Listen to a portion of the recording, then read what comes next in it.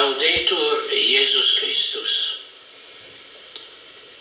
Dans une intéressante intervention sur la chaîne américaine Fox News,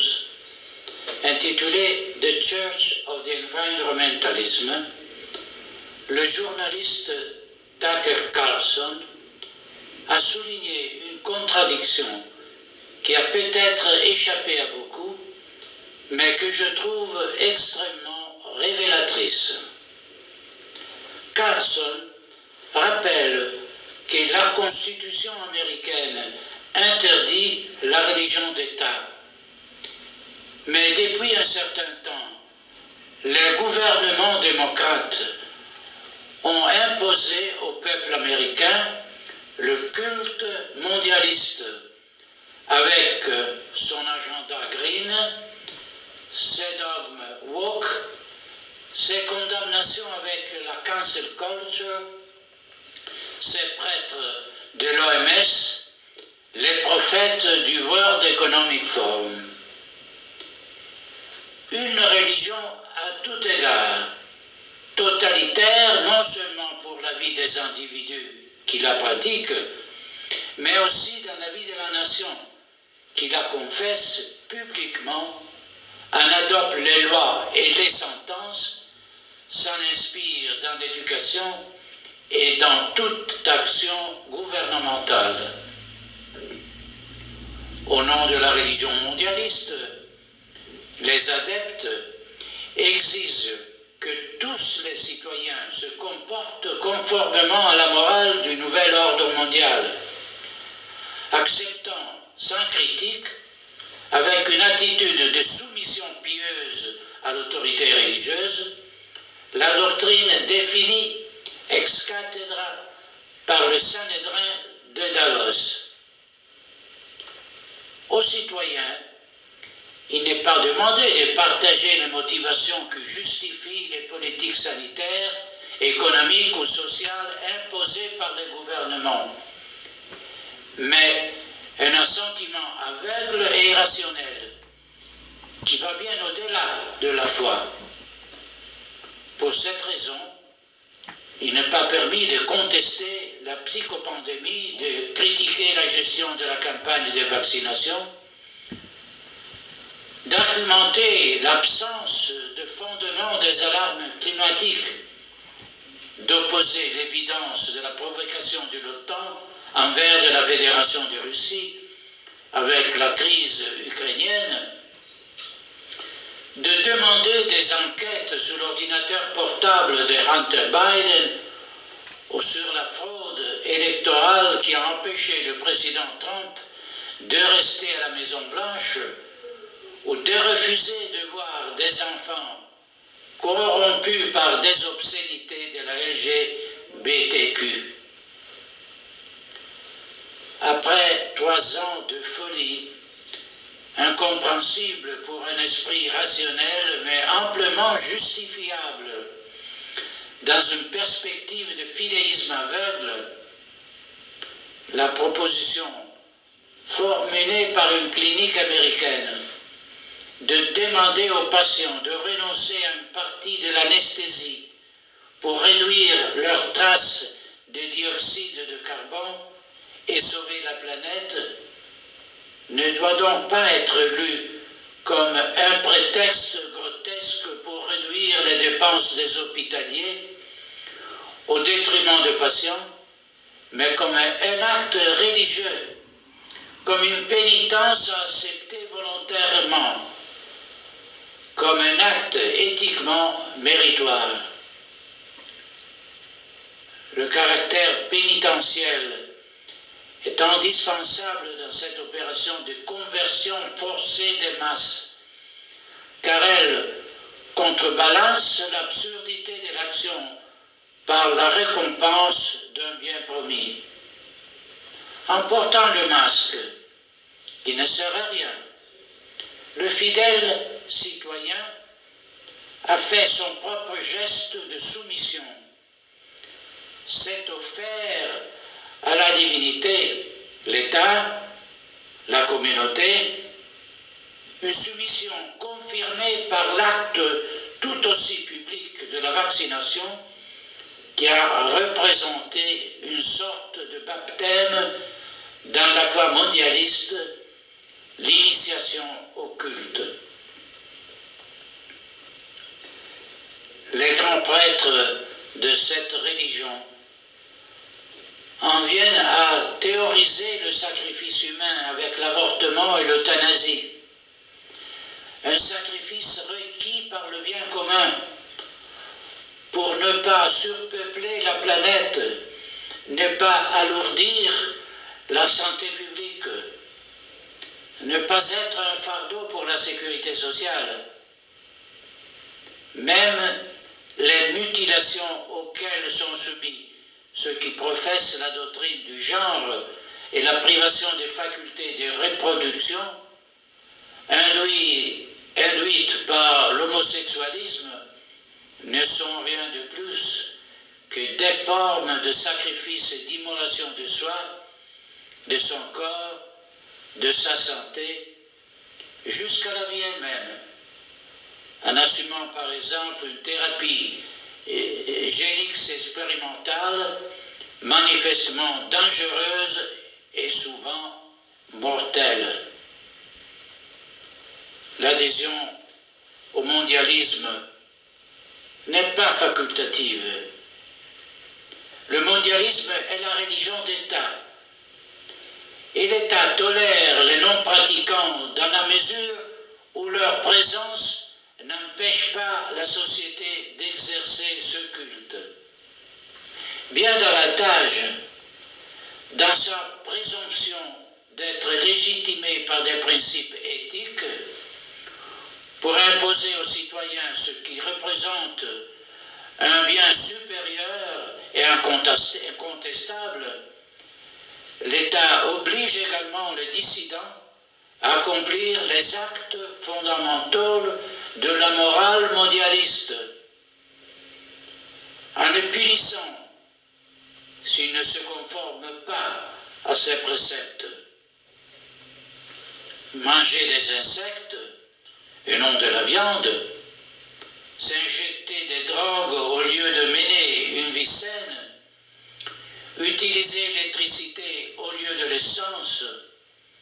renoncer à la propriété privée, à la liberté de circulation, subir contrôle et limitation des droits fondamentaux, accepter les pires déviations morales et sexuelles au nom de la liberté, renoncer à la famille pour vivre isolé, sans rien hériter du passé et sans rien transmettre à la postérité, effacer son identité au nom du politiquement correct, renier la foi chrétienne pour embrasser la superstition woke, conditionner son travail et sa subsistance au respect des règles absurdes. Ce sont autant d'éléments destinés à faire partie de la vie quotidienne de l'individu. Une vie basée sur un modèle idéologique que, à y regarder de plus près, personne ne veut et que personne n'a demandé, et qui ne justifie son existence qu'avec l'épouvantail d'une apocalypse écologique non prouvée et indémonstrable. Cela viole non seulement la tant vantée liberté des religions sur laquelle cette société est fondée, mais veut nous conduire pas à pas, inexorablement,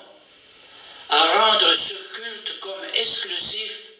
comme le seul admis. L'Église de l'environnementalisme se définit comme inclusive, mais ne tolère pas la dissidence et n'accepte pas d'affronter dialectiquement ceux qui remettent en question ces dictats. Ceux qui n'acceptent pas l'anti-évangile de Davos sont ipso facto hérétiques et doivent donc être punis, excommuniés, séparés du corps social, considérés comme ennemis publics. Il faut les rééduquer par la force, à la fois par un martèlement incessant des médias et par l'imposition d'une stigmatisation sociale et de formes réelles d'extorsion du consentement, en commençant par celui informé, pour se soumettre contre son gré à l'obligation vaccinale et en continuant avec la folie des soi-disant villes de 15 minutes. D'ailleurs, anticipé en détail dans les points programmatiques de l'agenda 2030, qui sont finalement des canons dogmatiques au contraire. Le problème avec ce phénomène inquiétant des superstitions de masse est que cette religion d'État n'a pas été imposée de facto seulement aux États-Unis d'Amérique, mais s'est répandue à toutes les nations du monde occidental, dont les dirigeants ont été convertis au verbe mondialiste par le grand apôtre du gré trécète, Klaus Schwab, autoproclamé pape, et donc investi d'une autorité infaillible et incontestable. Et comme dans l'Annuario Pontificio, nous pouvons lire la liste des cardinaux, évêques et prélats de la curie romaine et des diocèses répartis dans le monde entier. De même, sur le site du Forum économique mondial, nous trouvons la liste des prélats du mondialisme, de Justin Trudeau à Emmanuel Macron, découvrant que non seulement les présidents et les premiers ministres de nombreux États appartiennent à cette Église, mais aussi de nombreux fonctionnaires, des chefs d'organismes internationaux et de grandes multinationales, des médias. À ceci, il faut ajouter les prédicateurs et les missionnaires qui œuvrent pour la diffusion de la foi mondialiste,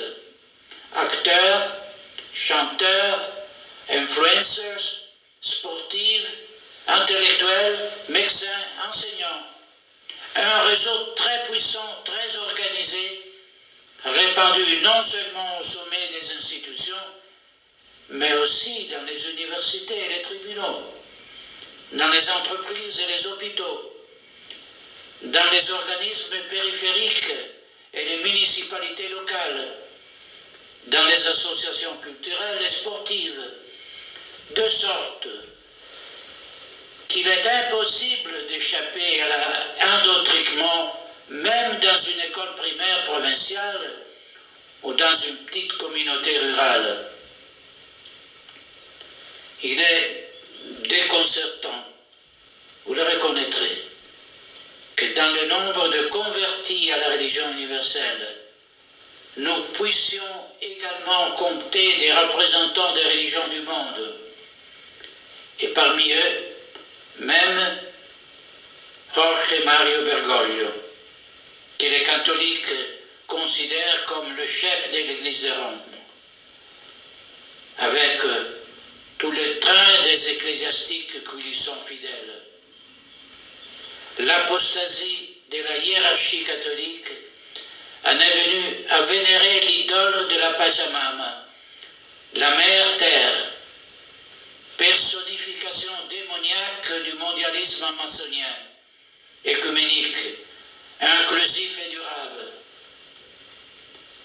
Mais n'est-ce pas Jean Podesta, lui-même, qui a préconisé l'avènement d'un printemps de l'Église qui remplacerait la doctrine par un vague sentimentalisme écologiste, trouvant promptement l'exécution de ses espoirs dans l'action coordonnée qui a conduit à la démission de Benoît XVI et à l'élection de Bergoglio. Ce à quoi nous assistons n'est rien d'autre que l'application à l'inverse du processus qui a conduit à la propagation du christianisme dans l'Empire romain, puis dans le monde entier, une sorte de vengeance de la barbarie et du paganisme sur la foi du Christ.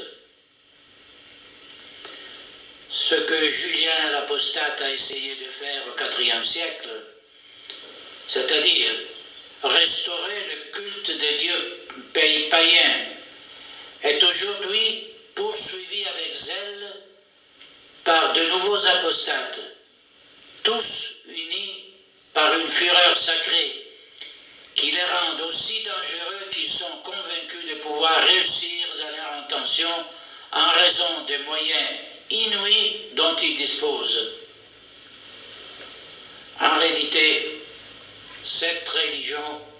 n'est rien d'autre qu'une déclination moderne du culte de Lucifer. La récente performance satanique aux Grammy Awards sponsorisée par Pfizer n'est que la dernière confirmation d'une adhésion à un monde infernal qui, jusqu'à présent, avait été gardé sous silence parce qu'il était encore considéré comme inavouable. Ce n'est pas un mystère que les idéologues de la pensée mondialiste sont tous indistinctement antichrétiennes, anticléricaux, significativement hostiles à la morale chrétienne, ostensiblement opposés à la civilisation et à la culture de l'Évangile, que la culture de l'Évangile a façonné en 2000 ans d'histoire. Non